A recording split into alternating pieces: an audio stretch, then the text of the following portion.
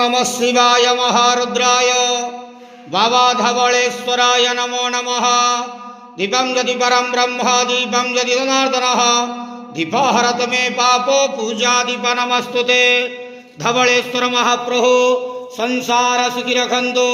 आज शुभ मंगलवार रे समस्त श्रद्धालु भक्त मानकर मंगल करंतु।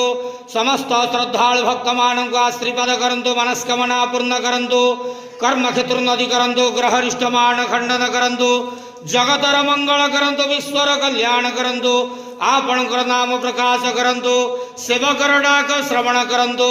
समस्त गुआवसा भक्त मानकर मनस्कामना पूर्ण करंतु। बाबा धवलेश्वराय नमो नमः।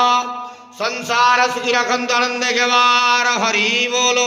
आज शुभ मंगलवार रे समस्त श्रद्धालु भक्त मानकर मंगल करंतु आनंद गेवार हरि बोलो।